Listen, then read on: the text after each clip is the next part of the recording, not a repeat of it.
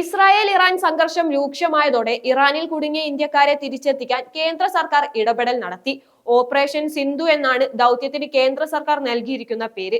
ഇതിന്റെ ഭാഗമായി ഇറാനിൽ കുടുങ്ങിയ 110 ഇന്ത്യൻ വിദ്യാർത്ഥികളെ വിമാനമാർഗം വഴി ഡൽഹി ഇന്ദിരാഗാന്ധി രാജ്യാന്തര വിമാനത്താവളത്തിൽ എത്തിച്ചു.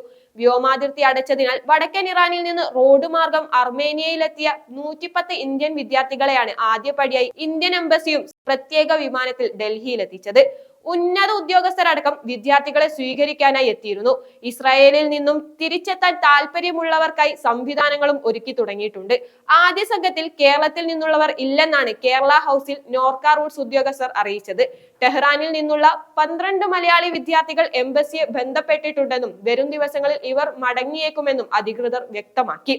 ഇറാനിൽ നിന്നുള്ള ആദ്യ സംഘത്തിൽ എത്തിയവരിൽ 90 പേരും ജമ്മു കാശ്മീരിൽ നിന്നുള്ളവരാണ്. സമയബന്ധിതമായുള്ള ഒഴിപ്പിക്കൽ ശ്രമത്തിന് ജമ്മു കാശ്മീർ വിദ്യാർത്ഥി അസോസിയേഷൻ പ്രധാനമന്ത്രി നരേന്ദ്രമോദിക്കും വിദേശകാര്യമന്ത്രി എസ് ജയശങ്കറിനും നന്ദി പറഞ്ഞു. ഡൽഹിയിൽ എത്തുന്നവരെ നാട്ടിലേക്ക് എത്തിക്കാനും ജമ്മു കാശ്മീർ സ്റ്റുഡന്റ് അസോസിയേഷൻ ക്രമീകരണം ഒരുക്കിയിട്ടുണ്ട്. ഇറാനിൽ 13,000-ലധികം ഇന്ത്യൻ വിദ്യാർത്ഥികളുണ്ടെന്നാണ് കണക്ക്. ഇവരിൽ ഭൂരിപക്ഷവും മെഡിക്കൽ വിദ്യാർത്ഥികളാണ്. ഇസ്രായേൽ ഇറാൻ സംഘർഷം രൂക്ഷമായപ്പോൾ ഇന്ത്യയുമായി നയതന്ത്ര ബന്ധം ശക്തമായ അയൽ രാജ്യങ്ങളിലേക്ക് സുരക്ഷിതരായി എത്താൻ കേന്ദ്ര സർക്കാരും ഇന്ത്യൻ എംബസിയും സഹായം ചെയ്തിരുന്നു. അതിന്റെ ഫലമായി അർമേനിയ വഴിയാണ് ഏറെ പേരെയും ഇന്ത്യയിലേക്ക് എത്തിക്കാനുള്ള സാഹചര്യം ഒരുക്കിയത്. അർമേനിയയുടെ തലസ്ഥാനമായ യെരേവാനിൽ നിന്നാണ് ഇന്നലെ ആദ്യ വിമാനം ഡൽഹിയിലേക്ക് പുറപ്പെട്ടത്. തിരിച്ചെത്തിയവരിൽ 20 പേർ മറ്റു സംസ്ഥാനങ്ങളിൽ നിന്നുള്ളവരാണ്. ഡൽഹിയിൽ നിന്ന് കാശ്മീർ സ്വദേശികൾക്കടക്കം അവരവരുടെ നാടുകളിലേക്ക് എത്താനുള്ള വിമാന ടിക്കറ്റുകൾ ഉൾപ്പെടെയുള്ള സൗകര്യങ്ങൾ കേന്ദ്ര സർക്കാർ സൗജന്യമായി ചെയ്തു കൊടുക്കുന്നുണ്ട്. വിദ്യാർത്ഥികൾക്ക് പുറമെ തീർത്ഥാടകരായും വ്യാപാരാവശ്യങ്ങൾക്കായും പോയിരിക്കുന്ന നിരവധി ഇന്ത്യൻ പൗരന്മാർ ഇറാനിൽ കുടുങ്ങിയിരിക്കുകയാണ്. ഗൾഫ് രാജ്യങ്ങളിൽ വ്യാപാരം ചെയ്യുന്ന മലയാളികളും അവിടെ നിന്ന് ഇറാനിലേക്ക് എത്തി അവിടെ കുടുങ്ങിയതായി വിവരമുണ്ടായിരുന്നു.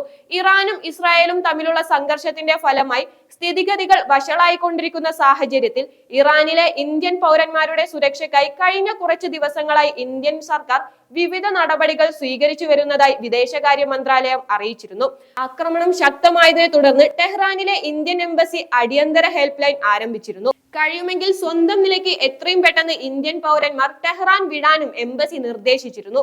ഇസ്രായേൽ ആക്രമണം കടുത്തതോടെ ലക്ഷക്കണക്കിന് ഇറാനി പൗരന്മാരും ടെഹ്റാനിൽ നിന്ന് ഒഴിഞ്ഞു പോയിക്കൊണ്ടിരിക്കുകയാണ്. മിസൈൽ വ്യോമാക്രമണങ്ങളിൽ ടെഹ്റാനിൽ അടക്കം കനത്ത നാശനഷ്ടം ഉണ്ടായതോടെയാണ് ഇറാൻ പൗരന്മാർ കൂട്ടത്തോടെ വീടുകൾ ഉപേക്ഷിച്ച് ടെഹ്റാനിൽ നിന്നും രക്ഷപ്പെടുന്നത്. ഇസ്രായേലിന്റെ ആക്രമണത്തിൽ പരിക്കേറ്റ ടെഹ്റാനിലെ 5 ഇന്ത്യൻ മെഡിക്കൽ വിദ്യാർത്ഥികളുടെ നില തൃപ്തികരമാണെന്നും ഇവരെ സുരക്ഷിത കേന്ദ്രങ്ങളിലേക്ക് മാറ്റിയിരിക്കുന്നതുമായാണ് വിവരം. ഇറാന്റെ വ്യോമ മേഖല അടച്ചിരിക്കുന്നതിനാൽ ടെഹ്റാനിൽ നിന്ന് 150 കിലോമീറ്റർ അകലെ കോം നഗരത്തിലെത്തിച്ചാണ് ഇന്ത്യക്കാരെ അതിർത്തി കടത്തുന്നത്. നിലവിൽ 600-ലേറെ പേർ കോം നഗരത്തിൽ എത്തിയിട്ടുണ്ടെന്നാണ് വിവരം. ഏറെ പേർ സംഘർഷം രൂക്ഷമായതോടെ ടെഹ്റാനിൽ നിന്നും വിവിധ അതിർത്തികളിലേക്ക് എത്തിയിട്ടുണ്ട്. ഇവരെ വരും ദിവസങ്ങളിൽ ഇന്ത്യയിലേക്ക് കൊണ്ടുവരും. ഇന്ത്യക്കാരുടെ സുരക്ഷിതമായ തിരിച്ചുവരവിനായി തുർക്കിമെനിസ്ഥാനിന്റെയും അസർബൈജാന്റെയും പിന്തുണ ഇന്ത്യ തേടിയിട്ടുണ്ട്. അർമേനിയ ഇന്ത്യക്കാരുടെ തിരിച്ചുവരവിനായി വലിയ സഹകരണമാണ് നൽകുന്നത്. കുറഞ്ഞത് 10,000 പേരെയെങ്കിലും ഇറാനിൽ നിന്ന് ഒഴിപ്പിക്കേണ്ട സാഹചര്യമാണെന്നാണ് വിലയിരുത്തൽ. അങ്ങനെയെങ്കിൽ സമീപകാലത്ത് ഇന്ത്യ നടത്തുന്ന വലിയ ഒഴിപ്പിക്കൽ ദൗത്യമായിരിക്കും ഇത്. ഇസ്രായേൽ ഇറാൻ സംഘർഷം രൂക്ഷമായതോടെ ഇന്ത്യക്കാരെ സുരക്ഷിത കേന്ദ്രങ്ങളിലേക്ക് മാറ്റാനുള്ള നടപടികൾ ഊർജിതമാക്കിയിരിക്കുന്നു. ആദ്യഘട്ടം എന്ന നിലയ്ക്കാണ് ടെഹ്റാനിൽ നിന്നും കോമിലേക്ക് 600ഓളം വിദ്യാർത്ഥികളെ എത്തിച്ചത്. ആക്രമണം രൂക്ഷമാകുകയാണെങ്കിൽ ഇസ്രായേലിൽ നിന്നും ഇന്ത്യക്കാരെ ഒഴിപ്പിക്കാനുള്ള സജ്ജീകരണങ്ങൾ ആരംഭിച്ചിട്ടുണ്ട്. ഇറാൻ ആക്രമണം കടുത്താൽ 25,000-ഓളം ഇന്ത്യക്കാരെയെങ്കിലും ഒഴിപ്പിക്കേണ്ടി വരുമെന്നാണ് വിദേശകാര്യ മന്ത്രാലയത്തിന്റെ കണക്ക്. ഇസ്രായേൽ വിടാൻ താല്പര്യമുള്ളവർക്ക് അതിർത്തി കടക്കാനുള്ള സംവിധാനങ്ങൾ സജ്ജമാണെന്നും ഇന്ത്യയിലെ ഇസ്രായേൽ അംബാസിഡറും അറിയിച്ചിരുന്നു. ഇസ്രായേലിൽ നിന്ന് തിരികെ എത്താൻ താല്പര്യമുള്ളവർ എത്രയും പെട്ടെന്ന് എംബസിയിൽ രജിസ്റ്റർ ചെയ്യണമെന്നും ജോർദാൻ, ഈജിപ്ത് എന്നിവിടങ്ങളിലേക്ക് ഈ വിസയ്ക്കുള്ള അപേക്ഷ നൽകാനുള്ള നടപടികൾ സ്വീകരിച്ചിട്ടുണ്ടെന്നും ഇസ്രായേൽ അധികൃതർ ഇന്നലെ അറിയിച്ചിരുന്നു. ഇറാൻ ഇസ്രായേൽ സംഘർഷം രൂക്ഷമായ സാഹചര്യത്തിൽ ഇരു രാജ്യങ്ങളും സംഘർഷം അവസാനിപ്പിക്കണമെന്ന് ഫ്രാൻസ്, ജർമ്മനി, ഇംഗ്ലണ്ട് എന്നീ രാജ്യങ്ങൾ സംയുക്ത പ്രസ്താവനയിലൂടെ ആവശ്യപ്പെട്ടിട്ടുണ്ട്. ഇരു രാജ്യങ്ങളും ചർച്ചകൾ നടത്തി സമാധാനത്തിലേക്ക് മടങ്ങണമെന്നും പ്രതിരോധിക്കാനുള്ള ഇസ്രായേലിന്റെ അവകാശം അന്താരാഷ്ട്ര നിയമങ്ങൾ അനുസരിച്ചായിരിക്കണമെന്നും ഇവർ പ്രസ്താവനയിൽ പറയുന്നു. അതേസമയം ഇറാന്റെ ആണവ പദ്ധതിയെയും പ്രസ്താവനയിൽ വിമർശിച്ചിട്ടുണ്ട്. ഇറാന്റെ ആണവ സമ്പുഷ്ടീകരണം സിവിലിയൻ ആവശ്യങ്ങൾക്കും അപ്പുറമാണെന്നും വിമർശിച്ചു.